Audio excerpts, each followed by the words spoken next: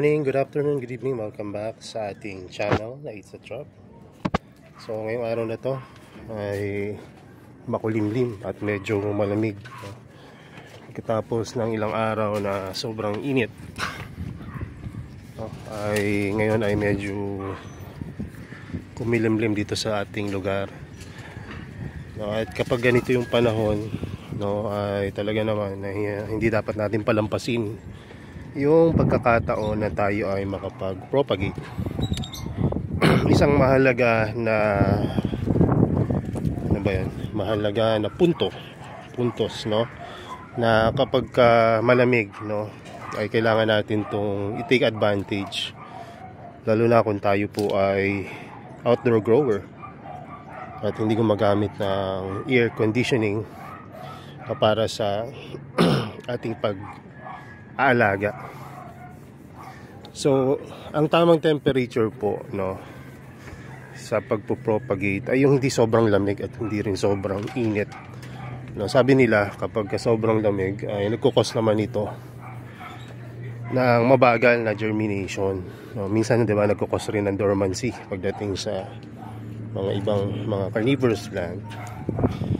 So kaya yung sakto yung tinatawag nila na malamig sa umaga, pagdating sa tanghali medyo tataas ng konti or magkakaroon ng banayad na pag-init sa tanghali, at pagdating ng hapon yan medyo unti-unti nalalamig, at pagdating ng gabi ay yung hinihintay natin ay temperature drop, kasi doon nagkakaroon ng healing and yung pag-aakma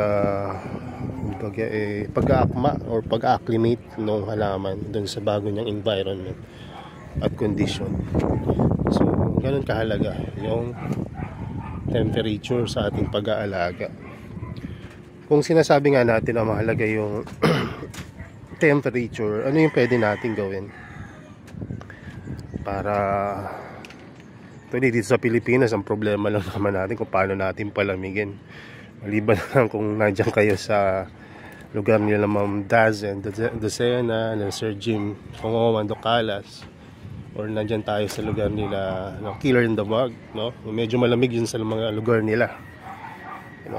Hindi ko alam, baka hindi naman nila problema yung init kasi umiinit rin naman sa kanila. Pero dito sa amin, kapag dito kasi sa atin, mainit, karamihan sa lugar natin mainit. So ano yung mga pwede nating gawin para magkaroon naman ng konting presko or lamig dun sa ating lugar? Isama na rin natin yung humidity, kasi mahalaga rin yan at halos mag-akibat naman yan or magkasama kung tayo ay concern natin ay yung temperature. So dito sa growing area natin, kung mapapansin nyo ito tested na to, pati nung iba nating mga tropa na sigurado unang manonood dito sa video, alam nyo na yung kung sino kayo, na sila po inadapt na rin nila yung mga simpleng kaparaanan na ito. Unang-una, paglalagay ng mga water container sa paligid. Hindi ba kayo magtataka? Sa mga growing area, kadalasan may makikita kayong aquarium or pond or makeshift na pond o kaya water tray, kadalasan pala. So bakit may mga ganyan? So unahin na natin sa water tray. Wala akong water tray pala ngayon. Water tray kasi continue siya nagbibigay ng moisture doon sa media at sa halaman na rin. Pero may isa pang magandang benepisyo ng water tray, meron siyang nag-evaporate yung tubig niya sa ilalim. So nagkakaroon ng increase na humidity doon sa paligid, na kapag yung humidity na yon, or ba sa Tagalog yan, alinsangan o moisture, kapag nasaluan niya ng magandang circulation, nagpo-produce yun ng drop at little bit drop of temperature. Nagkakaroon ng halumigmig, parang yung pag kayo ay nag-exercise, pinapawisan kayo kapag nahanginan medyo malamig, di po ba? So ayun po yung nakatulong nun, kaya meron tayong mga ganyan, no? Bukod pa, maganda pang may ganyan aesthetic, diba? Pag may aquarium tsaka pond, at nakakalibang rin naman, no? At isa pa, no, itong mga halaman natin dito ay lumalaki sila sa mga bag, no? Usually sa mga bag yan, no? Let's say for example yung Venus flytrap, no? Although hindi talaga sila malaging nakikita sa bag, pero kadalasan dun sa mga piniture, no, sa ibang mga nandoon sa lugar kung saan nakukuha talaga yung mga BFT, no, malapit sila sa bag, no? Pati yung mga Sarracenia, lalo na yung mga Sarracenia, ano ba na yan? Ano ba yung dati? Purpurea. Wala na kasi ako nun. Ano pa ba ako nun? Anyway, no, yung mga gano'n, no, karaniwan sila ay nakikita sa mga lugar na yon. So, kapag ka nagkaroon ng drought o pagkatuyo sa paligid, huli sila bago mamatay. Ito, itong Helianthera, di ba, nasa rain desert sila. So, yun, no?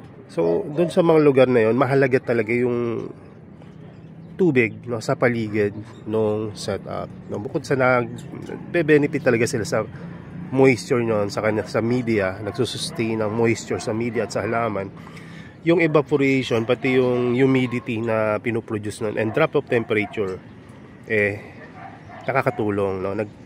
Katulong para bumaba yung temperatura. Ito. May nakita tuloy ako dito na hinihintay ko, baka sabi ko anino lang nung kahapon. Nakita ko na siya sa loob, pero hindi ko akalain na picture pala yung papalabas na yan. So, mahalaga sa akin. Pag every picture ng Helianthera, pag outdoor ko, mahalaga talaga. Ay, siguro sa indoor. Pero sa outdoor kasi mahirap makapagpalabas ng mabilis na picture. Maliban na lang kung panahon nila talaga. So anyway, mabalik tayo sa paggamit or paano ba natin mapababa or mapaayos yung temperatura sa paligid.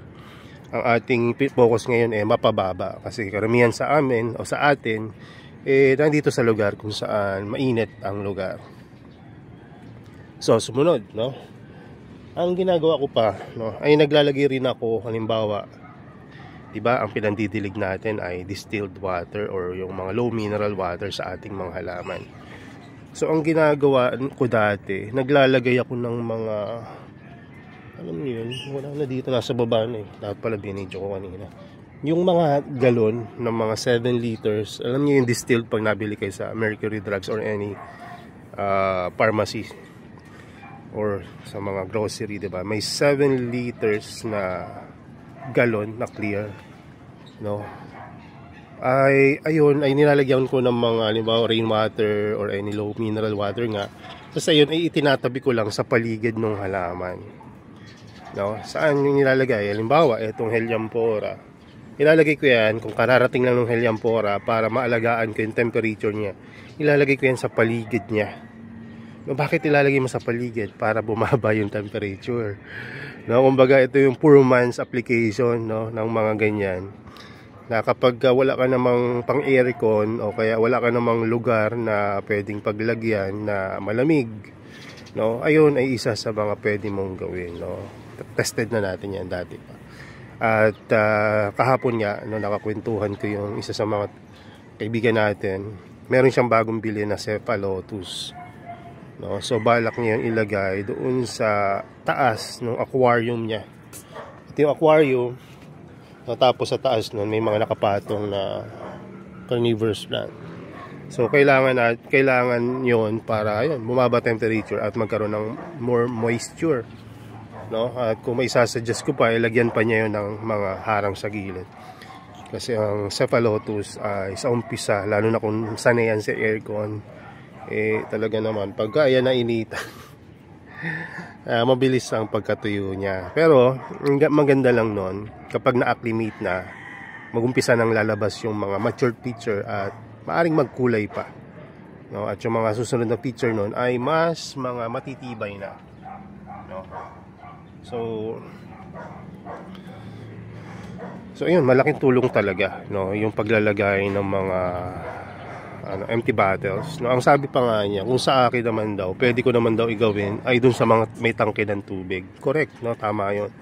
Kasi sa mga tangke ng tubig, bukod sa aluminum yan, or stainless pala, pag yan ang puno ng tubig yan, di ba yung tangke, yung mga water tank, pag ginawa ka malamig, kahit nasa tanghaling tapat, malamig yan sila. Kasi may tubig sa loob na may maintain yung magandang temperatura ng tubig. Tapos no, nadidissipate niya, no, at natatanggal niya rin yung init dun sa paligid, no. So dun yung unang pwesto natin ng mga Venus flytrap dati. Kaya napakagaganda ng mga BFT natin, no, simula't simula, dahil doon sa simpleng pagdadrop ng temperature. Hindi rin ba kayo magtataka kung bakit napakahalaga ng live sphagnum moss sa mga VIP na halaman natin? Isa rin yon sa kadahilanan na dahil itong sphagnum moss na to ay napaka absorbent, no, nasa tubig, no. Kapag alam nyo kulang na yung, kapag nakikita nyo yung mga dulo niyan ay nagda-dry, sinyalis na yan na kailangan nyo na magdilig, or huli na, kumbaga nahuli kayo sa pagdidilig. Kailangan talaga ma-maintain nyo yung mag-green na sphagnum moss. So itong sphagnum moss nga to, sinabi na natin nag-absorb siya ng tubig. So ano naman so kapag yun nga, nag-absorb sila ng tubig, malamig sila, no? Kapag dinadumikit din yung mga plants ninyo, gustong gusto nila yan. Kaya mapapansin nyo, no, kapag may mga halaman na medyo mahal o kaya hirap buhayin, no, tingnan nyo na lang yung mga halaman ng mga successful na nag-aalaga ng carnivorous plant. Anong mapapansin nyo sa paligid ng mga halaman nila? Hindi ko nababanggitin yung pangalan nila kasi ayan, no, sa sa mga BCI sa international community, puro mga sphagnum moss. Na pagdating naman dito sa atin, ganun din, no. Kaya itong sphagnum moss na to, napakaganda ring matutunan talaga yung pag-aalaga. Isa yan kung gusto nyo makapag-alaga ng carnivorous plant na walang masyadong stress. Kung mabuhay nyo yung mga sphagnum moss na to, mabubuhay nyo rin yung halaman. Kumbaga mataas na yung chance na mabuhay nyo. Kasi no, ayan yung isa sa mga mga kumbaga move ng nature or benefits ng nature na natural na pampababa ng temperatura. At kung nakaranas na kayo na magkaroon ng moss garden sa bahay nyo, let's say mula doon, no, tapos hanggang dito, hanggang doon pa sa baba, mapapansin nyo yan na yung lugar ninyo lalamig, no. Dati hindi ko napapansin yan, no, pero nung dati, nung kalakasan namin mag-alaga ng plants and sphagnum moss, true na nakakapagpababa ng temperature yan. So ayun nga lang, medyo mahirap i-maintain since nangailangan sila ng maraming tubig. Pero yun, kung marami rin kailangan yun na pandilig na low minerals. So hindi naman pwedeng tap water yung idilig niyan, although mabubuhay naman. Pero kung gusto nyo mabuhay sila ng matagal, mabuhay sila ng maganda at healthy, no, ay kailangan low minerals na malinis yung ipandidilig nyo. Remember, ang pinakamalaki at pinakamahabang sphagnum moss, no, forest dito sa ating lugar ay sa mga lugar na mga malilinis ang tubig, no. So highlands, no, nakaakyat na kayo dati siguro 15 years ago sa Mount Pulag Mossy Forest, no, napakaganda ng lugar na yun. Ewan ko kung ngayon existing pa rin, pero doon yung makikita na napakalamig ng lugar na yun. Ang tubig ay napakalinis, no, at kumbaga naninik ang tawag nga namin, nangangaldag yung lamig, no, kumbaga sobrang lamig talaga, tulang na lang mag-frozen sa sobrang lamig. At ayun yung benefits, no, ng sphagnum moss, no. Saan kayo makakita na yung mga lugar na pagkita nyo puro mga orchids, tapos isang oras, 2 oras na kayo naglalakad, puro orchids pa rin. appreciate, wow, orchids, no? Ano, sa nature, untouched at napakaganda. No? Pag yung mga plants sa nature, kikita nyo sa natural environment nila, talaga naman makita nyo pinakamaganda, pinakamalaki, pinakamagandang kulay ng halaman. No? Tulad sa mga nepenthes, no? Na pag nakita nyo kinuha sa gubat, pagdating dito napakalalaki, di ba? Tapos kayo nag-alaga, no? Naging sobrang liit na. So imagine nyo, 1 oras, 2 oras na mossy forest. Isang parte pa lang ng trail yun. Imagine kung gaano karami dati yung sphagnum moss. At no, ayun yung nakatulong rin sa ganda ng temperatura ng lugar na yun. So mahalaga talaga yung sphagnum moss. Kaya dun sa mga nag-aaral, mag-alaga ng sphagnum moss, ituloy nyo yan. No, magandang bisyo na, hindi naman bisyo, kung magalibangan na makapag-alaga kayo ng sphagnum moss. Maraming gamit, di ba, yung sphagnum moss. Ito nga, pinag-aaralan natin pag-drop ng temperature. No, magagamit nyo rin yan sa mga landscaping na small scale, paglagay sa aquarium, terrarium, at marami pang iba. So ayun, no? So ayun yung mga paraanan na ginagawa natin, no, kapag para bumaba ang temperatura. Isa rin sa mga kumbaga hack, no, na napansin ko na talagang hindi ko na tinantanan, yung magandang air circulation. No, hindi yung magandang air circulation, ibig sabihin nun ay hindi ganoon kalakas yung hangin. At hindi rin ganoon ka stale or hindi gumagalaw yung hangin. Kailangan moving pero hindi siya ganoon ka fast moving yung hangin. No, kailangan saktong-sakto lang. Kasi kung masyadong malakas yung hangin, mababali yung halaman nyo. Mabilis matutuyo yung media pati yung plants. No, kapag naman masyadong mabagal yung galaw ng hangin, mas mapapansin nyo yan, mas maraming tumutubong algae. No, nagkakaroon ng root rot, crown rot, at kung ano-ano pang pagkabulok. Kasi kulang sa circulation, madaling mabubuhay yung mga algae. So meron pa akong mga gustong idagdag, pero siguro sa ibang video na, no, kasi hindi na related sa pag-drop ng temperature, pero mahalaga pa rin. No, so yun, no? Ayun, yung mga pwede nyong gawin. No? At huwag nyong kalimutan talaga na gawin yon. Tapos misting. No? Kapag mapansin nyo na malamig na yung lugar, mabagal na yung pagkatuyo ng media nyo kasi malamig hindi masyadong ka-evaporate. So, kung kayo magdilig na sobra-sobra, misting na lang, light misting, para lalong mabuhay, dumami yung mga halaman niyo. Ayan. So nakakatuwa ngayon na yung panahon medyo sumasang-ayon na sa atin. Pagkatapos ng ilang panahon na tayo pinahirapan sa sobrang init, pinaparanas tayo ng halumigmig. Pero wag kayong laging magpakampante. Kasi dumarating yung time na biglang init. So pagka biglang init, magdilig kayo ng 2 beses or twice kaysa dun sa ginagawa nyo dati. So yun lamang, at sana may natutunan kayo, no? At kung may mga karagdagan kayo na sa tingin nyo makakatulong dito sa ating mga pag-aalaga, huwag kayong magatubili na i-share ito, no? At yun din magtanong, no? At huwag kayong mag-alala dun sa mga namamatayan ng halaman, no? Natural yan ang inaalagaan natin hindi plastic na halaman, kundi halaman na may buhay. So, minsan gusto lang talaga nila mamahinga na o yung iba naman may ibang mga kadahilanan.